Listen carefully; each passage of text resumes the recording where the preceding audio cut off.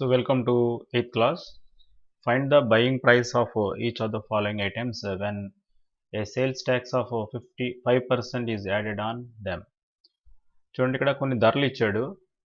ఏంటంటే ఒక టవల్ యొక్క ఖరీదు 50 రూపాయలని, 2 bars of swords at each 35 rupees.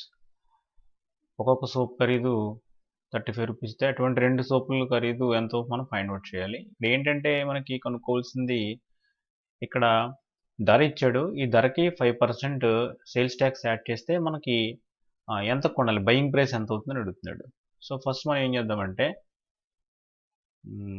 Solution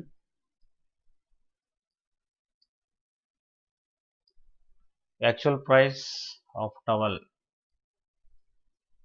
actual price of towel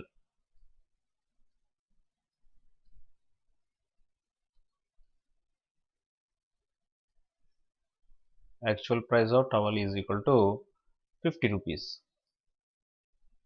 Okay,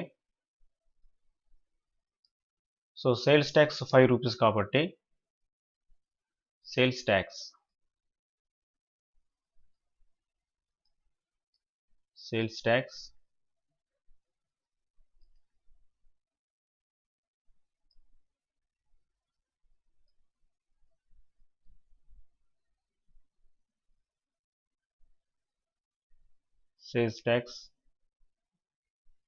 is equal to 5%. That is equal to 5% sales tax calculate చేసినట్లయితే 50 into 50లో 5% అనమాట, అంటే 5/100. సో 50 వచ్చి దీంట్లో 2 టైమ్స్, 2 వచ్చి దీంట్లో 2.5 టైమ్స్ క్యాన్సిల్ అవుతుంది. therefore buying price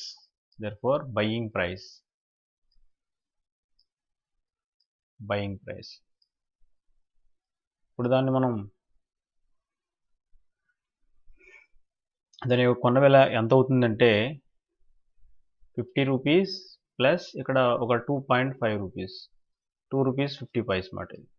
so this is equal to 52 rupees 50 paise అవుతుంది. ఇది buying price.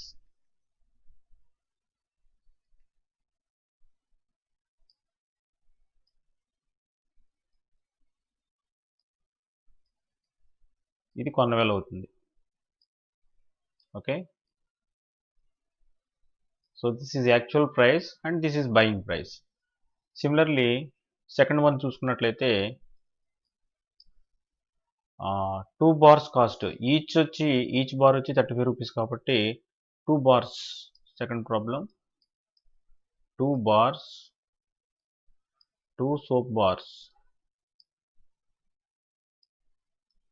2 soap bars cost is equal to 2 into 35, that is equal to 70 rupees. Okay, sales tax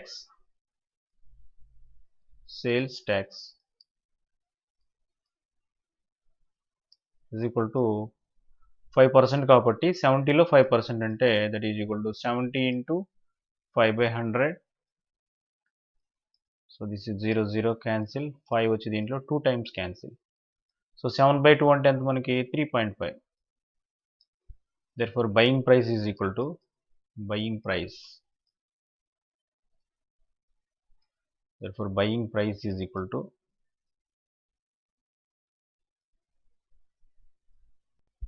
70 plus 3.5,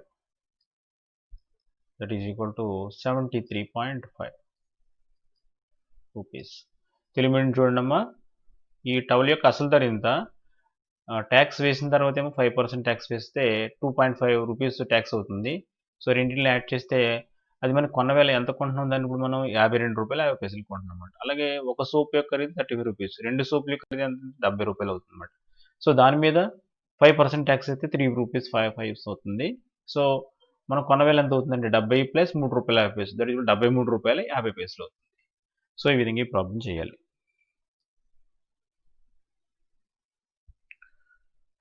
so next problem, a super bazaar prices an item in rupees and prices So that when 4% sales tax is added, no rounding in is necessary because the result is exactly in n rupees, where n is a positive integer. Find the smallest value of n. ఒక super Bazar ఉందంట. ఆ super బజార్‌లో వస్తువుల ధరలు ఎలా ఉన్నాయంట? రూపాయల్లో ఉన్నాయంట. అండ్ పైసల్లో కూడా ఉన్నాయంట. ఆ రూపాయలకి, పైసలకి గనక మనం 4% ట్యాక్స్ యాడ్ చేస్తే అప్పుడు వచ్చే ధర ఏమవుతుందంట? అది రౌండ్ నంబర్ అయిపోతుందంట.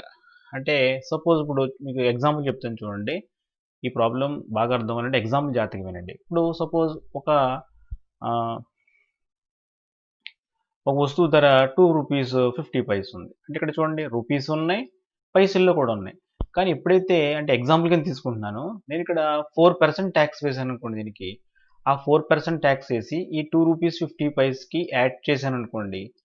ఇది ఏమవుతుందంటే ఒక రౌండింగ్ అప్ నంబర్ అయిపోతుంది. అంటే ఇంచుమించు దీని వాల్యూ వచ్చి ఏదో ₹3 అయిపోతుందన్నమాట. అంటే ఇక్కడ వచ్చే ప్రతీది కూడా ఈ సూపర్ మార్కెట్‌లో ఉన్న ప్రతి వస్తువుకి ధరకి 4% వ్యాట్ ట్యాక్స్ అయితే అది ఆటోమేటిక్‌గా ఒక రౌండింగ్ నంబర్ అయిపోతుంది. రౌండ్ అప్ నంబర్ అయిపోతుంది. అంటే పక్కన ఇంక పైసలు రావన్నమాట. ₹3 అని, ₹4 అని అలా ఎగ్జాక్ట్‌గా వచ్చేస్తూ ఉంటదన్నమాట. అలా ఒక నంబర్ కింద వచ్చేస్తూ ఉంటది. సో, అయితే దీన్ని బట్టి మనకేమంటాడంటే ఆ సూపర్ మార్కెట్‌లో ఉండే ఈ ధర ఇలా రౌండ్ అప్ అవుతుంది కదా ధర.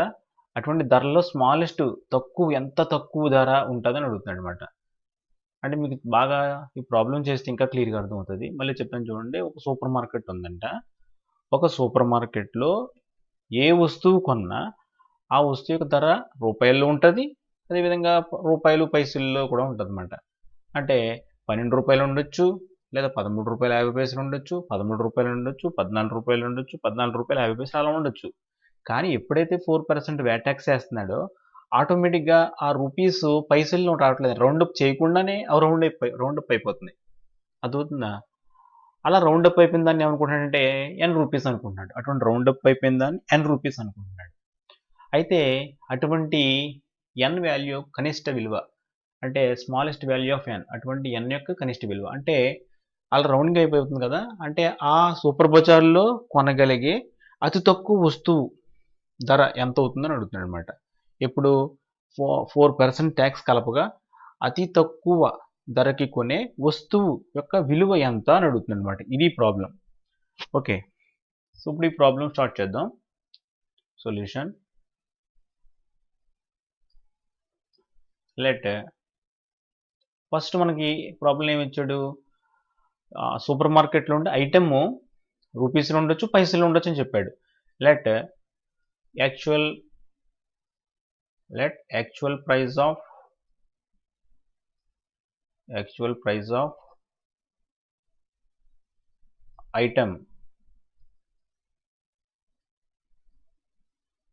Actual price of item is equal to X అనుకుంటున్నాను ఇప్పుడు నేను. ఇప్పుడు దేర్‌ఫోర్ బయింగ్ ప్రైస్ అప్పుడు మనకి బయింగ్ ప్రైస్ ఎంత అవుతుంది? లేదా సెల్లింగ్ ప్రైస్ అందాం. యాక్చువల్ ప్రైస్ అది. అప్పుడు మనకి సెల్లింగ్ ప్రైస్ అంటే 4% ట్యాక్స్ వేసి మనకి సెల్లింగ్ ప్రైస్. ఆ సెల్లింగ్ ప్రైస్ ఎంత ఇచ్చాడు? ఇక్కడ మనకి ఎన్ ఇచ్చాడు. సో, ఇప్పుడు సెల్లింగ్ ప్రైస్ ఎంత అవుతుందంటే సెల్లింగ్ ప్రైస్ ఈజ్ ఈక్వల్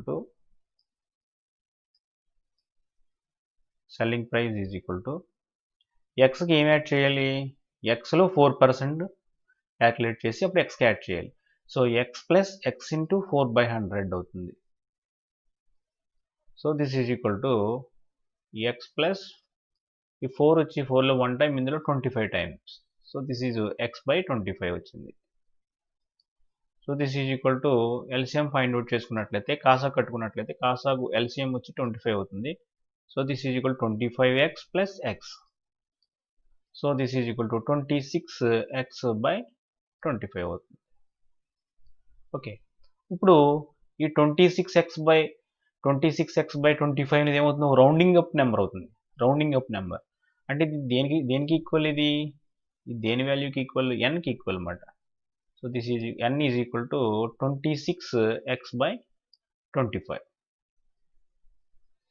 ఇప్పుడు 26లో 2 వచ్చి 13 టైమ్స్ ఇందులో 12.5 టైమ్స్ క్యాన్సిల్ అవుతుంది. సో ఇది ఒక రౌండింగ్ అప్ నెంబర్ అవ్వాలంటే ఖచ్చితంగా ఎక్స్ యొక్క మినిమం వాల్యూ ఎంత అవ్వాలి చెప్పండి. ఇది ఒక రౌండింగ్ అప్ నెంబర్ అవ్వాలంటే ఎక్స్ యొక్క మినిమం వాల్యూ వచ్చి 12.5 అవ్వాలి ఖచ్చితంగా. సో ఇక్కడ ఎక్స్ యొక్క వాల్యూ 12.5 అయితేనే ఇక్కడ మనకి ఇది రౌండింగ్ అప్ నెంబర్ అవుతుంది, లేదా అవ్వదు, ఎట్టి పరిస్థితుల్లో అయ్యే సమస్య లేదు.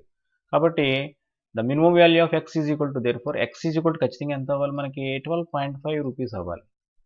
అంటే ఎక్స్ 12.5 రూపీస్ అవ్వాలి. అప్పుడు ఎక్స్ 12.5 అయింది అనుకోండి, ఎన్ ఎంత అవుతుంది అప్పుడు 13 రూపీస్ అవుతుంది. Therefore N is equal to 13 rupees. అంటే ఆ సూపర్ బజార్లో 12 రూపీస్ 50 పైస్ పెట్టి మనం ఒక ఆర్టికల్ కొన్నాం అనుకోండి, అప్పుడు దాని మీద 4% వ్యాట్ ట్యాక్స్ వేస్తే దాని యొక్క ఖరీదు ఎంత అవుతుంది చెప్పండి, 13 రూపీస్ అవుతుంది. రౌండింగ్ అప్ నెంబర్ అనమాట. అంటే ఆ సూపర్ బజార్లో కొనగలిగిన తక్కువ ధర ఉన్న వస్తువు ఎంత చెప్పండి మనకి, 13 రూపీస్ అవుతుంది అనమాట. ఓకే, అంటే దాని యొక్క యాక్చువల్ ఖరీదు వచ్చి 12 రూపీస్ 50 పైస్ అవుతుంది, కానీ ఆ వ్యాట్ ట్యాక్స్ 4% వేయటం వల్ల దాని ఖరీదు ఎంత అవుతుంది, 13 రూపీస్ అవుతుంది. ఓకే, సో 13 రూపీస్ అనేది రౌండింగ్ అప్ నెంబర్ అనమాట. సో ఇంతకంటే తక్కువ ఖరీదు వస్తువు ఆ సూపర్ బజార్లో లేదు. 12 రూపీస్ 50 పైస్ కంటే తక్కువ వస్తువు ఆ సూపర్ బజార్లో లేదు. సో మీ అందరికీ డౌట్ వస్తుంది. ఇప్పుడు ఏం డౌట్ వస్తుంది అంటే, సార్ ఇప్పుడు అన్నీ కూడా మనకి ఇలాగే 12 రూపీస్ 50 పైస్ తీసుకున్నాడు, ఇంకో వస్తువు 12 రూపీస్ 75 పైస్ ఉందనుకోండి, మరి అప్పుడు రౌండింగ్ అప్ నెంబర్ వస్తుందంటే రాదు. కానీ అటువంటి వస్తువులు వాళ్ళ దగ్గర ఉండవు. వాళ్ళ వస్తువన్నీ కూడా ఎలా ఉంటాయంటే 4% ట్యాక్స్ వేసేయండి, ఖచ్చితంగా రౌండింగ్ అప్ అయిపోయేలాగా వాళ్ళు ఆ రేట్ని ఫిక్స్ చేస్తారన్నమాట. సో రౌండింగ్ అప్ నెంబర్ అయ్యేలాగా ఆ రేట్ని వాళ్ళు ఫిక్స్ చేస్తారు. కాబట్టి వాళ్ళ దగ్గర ఉండే వస్తువన్నీ కూడా ఈ విధంగానే ఉంటాయి. ఓకే, అంటే ఇక్కడ చూడండి, ఇక్కడ ఎక్స్ వాల్యూస్ అన్నీ కూడా ఎలా ఉన్నాయి, 12.5లో మనకి డివైడ్ అయ్యేలా ఉన్నాయన్నమాట అన్నీ కూడా, అంతే కదా. 12.5లో డివైడ్ అయింది అనుకోండి, సో ఆటోమేటిక్గా ఇక్కడ మనకి ఇది ఏమవుతుంది, 12.5లో డివైడ్ అయితే ఆటోమేటిక్గా మనకి ఇది ఏమవుతుందంటే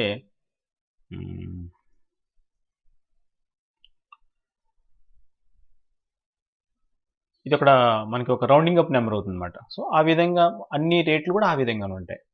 సో తెలియమిడిగా మళ్ళీ చెప్తాను చూడండి ఒకసారి. ఒక వస్తువు సూపర్ బజార్ ఉంది. ఆ సూపర్ బజార్లో ఉండే ప్రతి వస్తువు కూడా ధర అనేది రూపాయల్లో ఉంటుంది, పైసల్లో ఉంటుంది. ఓకే, కానీ 4% ట్యాక్స్ వేసేసరికి ఆ అమౌంట్ ఏమైపోతుందంటే రౌండింగ్ అప్ నెంబర్ అయిపోతుంది ప్రతిసారి కూడా. ఆ విధంగా విచిత్రంగా వాళ్ళు ఆ ధరలు పెట్టారన్నమాట వాళ్ళు. ఓకే, ఇప్పుడు ఒక వస్తువు ఉందంట, ఆ వస్తువు మనం దాని యొక్క ధర ఉంది, దానికి 4% వ్యాట్ ట్యాక్స్ వేస్తుంటే ఏమవుతుందంటే దాని యొక్క ధర ఎన్ రూపీస్ అయిపోతుందంటే ఎన్ రూపీస్. ఇక్కడ ఎన్ అనేది ఏంటి, రౌండింగ్ అప్ నెంబర్ అనమాట. అందువల్ల ఇక్కడ ఎన్ ఈజ్ ఏ పాజిటివ్ ఇంటీజర్ అని ఇచ్చాడు, అంటే రౌండ్ అప్ అవుతుంది, దానికి పాయింట్లో ఉండదన్నమాట ఇంకా. అయితే అటువంటి ఎన్ యొక్క స్మాలెస్ట్ వాల్యూ ఎంత అని అడుగుతున్నాడు. ఇటువంటి ఎన్ యొక్క స్మాలెస్ట్ అంటే ఇటువంటి ఎన్లు చాలా ఉంటాయి. ఎన్ వాల్యూ 13 రూపాయలు వచ్చింది, ఇంకా పెద్ద పెద్ద వాల్యూస్ ఉండొచ్చు, కానీ అటువంటి దాని యొక్క స్మాలెస్ట్ వాల్యూ ఎంత అని అడుగుతున్నాడు. దాని యొక్క స్మాలెస్ట్ వాల్యూ ఎంత అని అడుగుతున్నాడు. ఓకే, ఇప్పుడు దీనికోసం మనం ఏం చేయాలంటే, ఇక్కడ దాని యొక్క అసలు ధర, వస్తువు యొక్క అసలు ధర ఎక్స్ అనుకున్నాను. అప్పుడు సెల్లింగ్ ప్రైస్ ఎంత అవుతుంది, అప్పుడు అమ్మిన ధర ఎంత అవుతుంది, అమ్మిన ధర ఎంత అవుతుందంటే ఈ ఎక్స్కి ఏం యాడ్ చేయాలి మనం, 4% వ్యాట్ ట్యాక్స్ యాడ్ చేయాలి. వ్యాట్ ట్యాక్స్ యాడ్ చేస్తే దీని యొక్క ధర ఎంత అవుతుంది, 26x/25 అవుతుంది. ఓకే, కానీ దీని యొక్క వాల్యూ, దీనికి ఇది ఒక రౌండింగ్ అప్ నెంబర్ అనమాట. ఇది ఖచ్చితంగా ఒక రౌండ్ అప్ నెంబర్ అయిపోతుంది ఇది. సో దీని వాల్యూ ఎన్కి ఈక్వల్ చేసుకోవాలి, ఎందువల్ల ఎన్ అనేది ఒక రౌండింగ్ అప్ నెంబర్ అవుతుంది కాబట్టి. సో ఇప్పుడు దీంట్లో 2 వచ్చి 13 టైమ్స్ క్యాన్సిల్ అయింది, 2 వచ్చి 12.5 టైమ్స్ క్యాన్సిల్ అయింది. ఇప్పుడు ఇక్కడ ఎక్స్ 13x/12.5 ఉంది. ఇది ఒక రౌండింగ్ అప్ నెంబర్ అవ్వాలంటే ఖచ్చితంగా ఎక్స్ యొక్క మినిమం వాల్యూ ఎంత అవ్వాలి చెప్పండి. ఎక్స్ ఖచ్చితంగా మినిమం వాల్యూ ఎంత అవ్వాలంటే 12.5 అవ్వాలి. ఓకే, సో 12.5 అవుతుంది. సో ఎక్స్ 12.5 ఏందనుకోండి, 12.5 క్యాన్సిల్ అయిపోతుంది, ఇంకా మనకు 13 అవుతుంది. సో ఎన్ ఈజ్ ఈక్వల్ ఎంత అవుతున్నప్పుడు మనకు 13 అవుతుంది. సో ఎన్ యొక్క మినిమం వాల్యూ ఎంత ఉంటే ఎన్ యొక్క స్మాలెస్ట్ వాల్యూ ఎంత అంటే మనకి 13 అవుతుంది అనమాట. ఓకే, ఎన్ యొక్క కనిష్ట విలువ 13 రూపాయలు అవుతుంది. సో ఈ విధంగా ఈ ప్రాబ్లం చేయాలి. Thank you very much.